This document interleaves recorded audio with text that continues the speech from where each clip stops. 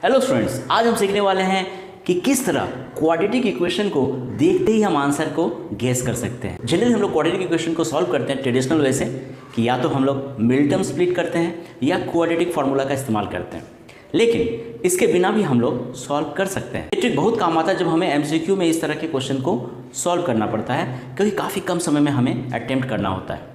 तो चलिए ट्रिक्स की शुरुआत करते हैं।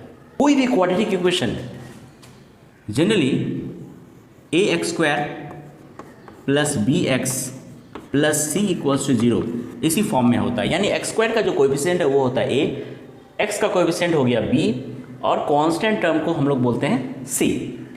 ट्रिक्स ये है कि हमेशा b का साइन को देखेंगे। b का साइन अगर पॉजिटिव है, b का साइन अगर पॉजिटिव है तो हम x का कोएफिशिएंट यानी b और कांस्टेंट यानी c दोनों का साइन को हम क्या करेंगे, चेंज कर देंगे। लेकिन अगर b का साइन नेगेटिव है, माइनस है, तो सिर्फ b का साइन ही चेंज करेंगे। यहाँ क्या देख रहे हैं कि b का साइन है प्लस, यानी b का और c का दोनों का उल्टा साइन लेंगे। b का साइन है प्लस तो लिखेंगे माइनस और c का साइन है प्लस तो लिखेंगे माइनस। अब 12 को हम x² का कोएफिशिएंट क्या है, 1 के साथ प्रोडक्ट करेंगे तो आएगा 12 को हम इस तरह से स्प्लिट करेंगे कि जो दो नंबर आएगा उसे ऐड करने से 7 आना चाहिए। ऐड क्यों, सब्ट्रैक्ट क्यों नहीं, क्योंकि कांस्टेंट टर्म का साइन प्लस है। तो 12 को हम लिख सकते हैं 3 इंटू 4, यानी 3 प्लस 4 करने से जो b का वैल्यू 7 आता है। याद रखना है कि सबसे पहले जो बड़ा नंबर है उसे लेंगे, उसके बाद जो छोटा नंबर है उसे लेंगे, यानी आंसर आ गया -4 और -3। क्वेश्चन नंबर 2 में b का साइन क्या है, नेगेटिव है। नेगेटिव है तो क्या बताया, अगर b का साइन नेगेटिव है तो सिर्फ b का साइन को ही बदलना है। b का साइन है माइनस तो हम लेंगे प्लस, और कांस्टेंट टर्म का माइनस है तो माइनस ही रहेगा। अब कांस्टेंट टर्म है 40 और x² का कोएफिशिएंट है 1, दोनों को प्रोडक्ट करेंगे तो आ गया 40। अब 40 को कुछ इस तरह से हम स्प्लिट करेंगे कि जो दो नंबर आएगा उसे अगर सब्ट्रैक्ट करेंगे तो आंसर 6 आना चाहिए। सब्ट्रैक्ट क्यों करेंगे, क्योंकि कांस्टेंट टर्म में सब्ट्रैक्शन का साइन है। तो 40 को हम 10 इंटू 4 लिख सकते हैं, क्योंकि 10 माइनस 4 करने से 6 आता है।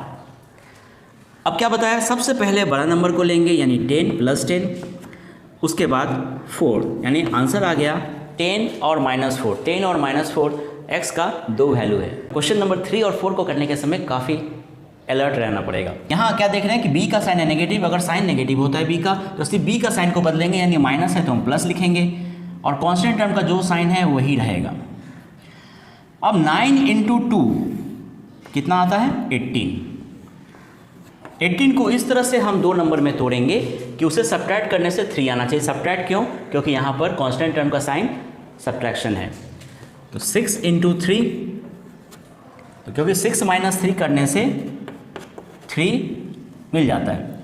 तो सबसे पहले हम बड़ा नंबर को लेंगे यानी 6, फिर छोटा नंबर को 3, लेकिन ये आंसर नहीं है। देखना होगा कि x² का कोएफिशिएंट क्या था, 9, तो हमें इसे 9 से डिवाइड करना है और इसे भी 9 से डिवाइड करना है, यानी आंसर क्या आ गया फाइनली 2/3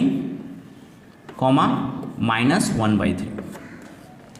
ठीक उसी तरह क्वेश्चन नंबर 4 में b का साइन पॉजिटिव है, यानी b का साइन बदल जाएगा और कांस्टेंट टर्म जो है c, इसका भी साइन प्लस है तो ये भी बदल के माइनस हो जाएगा। अब 6 इंटू 3 क्या होता है, 18 होता है। 18 को कुछ इस तरह से तोड़ेंगे कि जो दो नंबर मिलेगा उसे ऐड करने से 11 आना चाहिए। ऐड क्यों करेंगे, क्योंकि कांस्टेंट टर्म का साइन क्या है, प्लस है। तो हम 9 इंटू 2 लिख सकते हैं, क्योंकि 9 प्लस 2 11 मिलता है। अब बड़ा नंबर को लेंगे यानी 9, उसके बाद छोटा नंबर को लेंगे 2। अब क्योंकि यहाँ पर x² का कोएफिशिएंट 6 है तो हम दोनों नंबर को 6 से डिवाइड करेंगे, यानी फाइनल आंसर क्या मिल रहा है, -3/2 -1/3। वाकई इस ट्रिक को इस्तेमाल करके हम बहुत ही कम समय में आंसर को निकाल सकते हैं। ट्रिक्स अगर मज़ेदार लगा तो चैनल को सब्सक्राइब करना ना भूलें और एक लाइक तो बनता है। आपसे जल्द मिलेंगे अगले क्लास में कुछ नए ट्रिक्स के साथ, तब तक के लिए गुड बाय।